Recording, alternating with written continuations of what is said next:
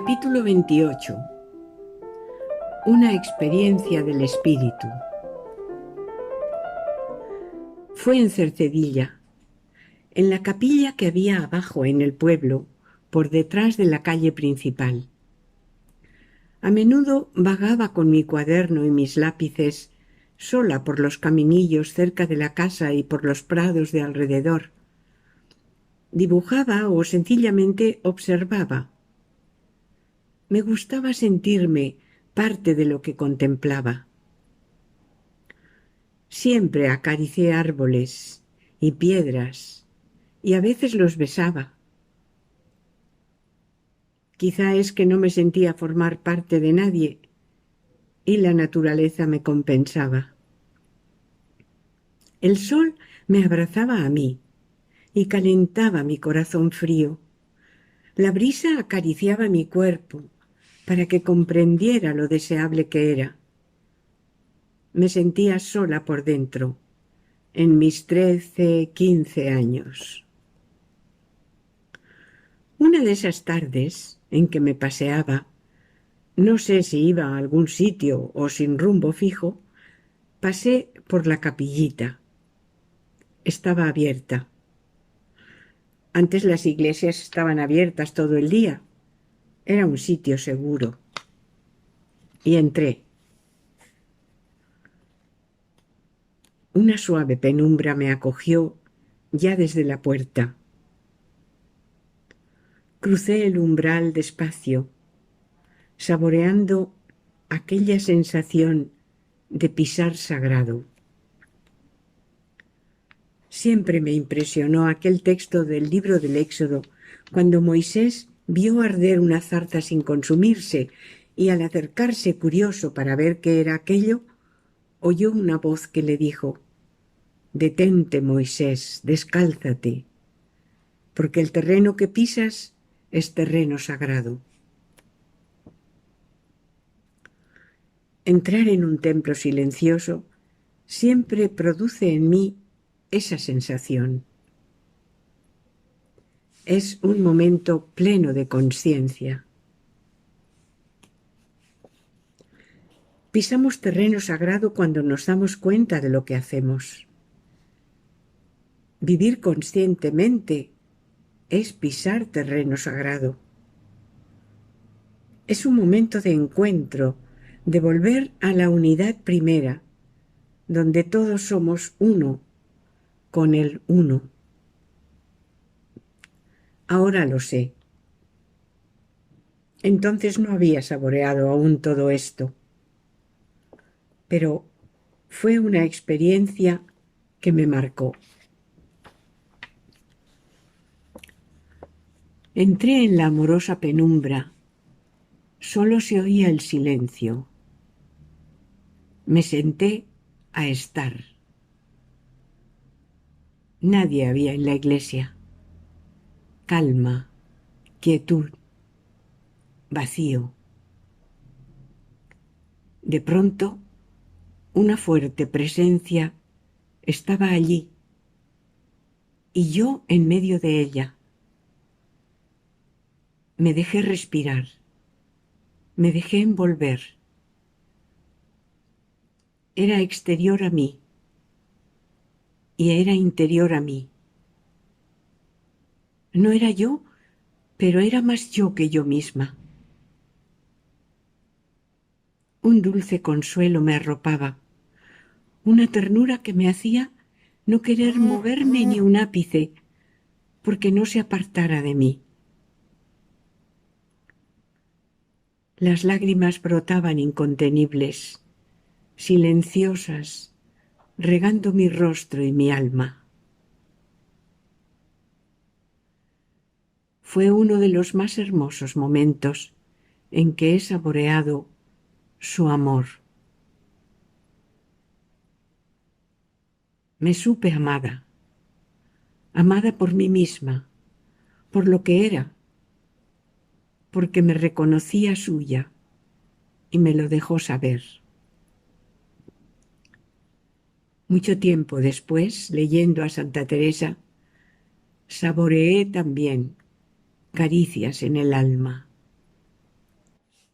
En aquella tarde no sé cuánto tiempo permanecí allí, pero fue lo más cerca que creo haber estado de esa eternidad de que habla la leyenda medieval que leí años más tarde. Cuenta la leyenda que un anciano fraile salió a su paseo mañanero y mientras caminaba meditaba y se preguntaba: ¿qué será la eternidad? En esto, llegando a un claro del bosque, se sentó en una piedra a descansar, con aquella inquietante zozobra que hacía tiempo le venía turbando el ánimo. ¿Qué será la eternidad? ¿No será insoportable aquella monotonía? Siempre igual, siempre igual.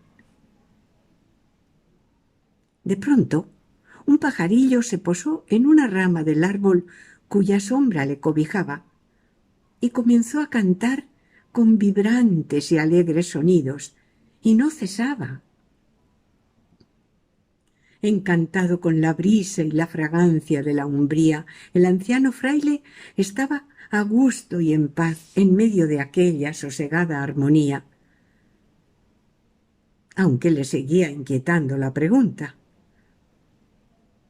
Después de un buen rato, de variados y dulces trinos, el pájaro echó a volar. Pensó el fraile que ya sería hora de volver para el rezo de la hora de sexta antes de comer. Se incorporó con parsimonia y se encaminó de nuevo al convento. Al llegar a la puerta, se sorprendió porque era distinta y además estaba cerrada, cosa que no ocurría durante el día. Levantó la pesada aldaba y la dejó caer varias veces con sonoros golpes sobre el portón, hasta que la abrió un fraile al que no había visto nunca y que amablemente le preguntó quién era y qué deseaba. ¿No le había conocido? No daba crédito a lo que estaba pasando y pidió ver al prior. Pero ¿cuál no sería su desconcierto cuando apareció un vetusto fraile al que tampoco reconocía? Pasó la comunidad entera ante sus ojos y no conocía a nadie. Cada vez la angustia que sentía era mayor y una gran congoja le atenazaba el alma. Entonces explicó entre sollozos que había salido después del desayuno a su paseo cotidiano por el bosque y al regresar no conoce a nadie, ni nadie le conoce a él. Se adelantó uno de los frailes más ancianos, estudioso lector de libros y viejos legajos, y explicó a todos que en las antiguas crónicas se contaba que hacía 100 años un fraile salió del convento una mañana de primavera y no volvió. De pronto se le hizo la luz y comprendió que había estado 100 años escuchando el canto de un pájaro, como si hubiera sido un breve momento. Y esta era la respuesta que le daba el cielo a su insistente duda sobre si sería soportable la eternidad. En aquel mismo instante, consolado, lleno de gratitud, con gran humildad, entregó su alma a Dios. Desde aquel día memorable, al final del rezo de la hora de sexta, permanecían todos los frailes inclinados unos instantes en oración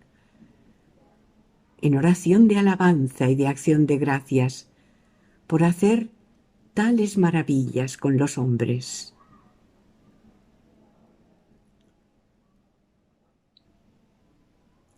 La belleza habitaba en mí, y en los largos veranos de Cercedilla.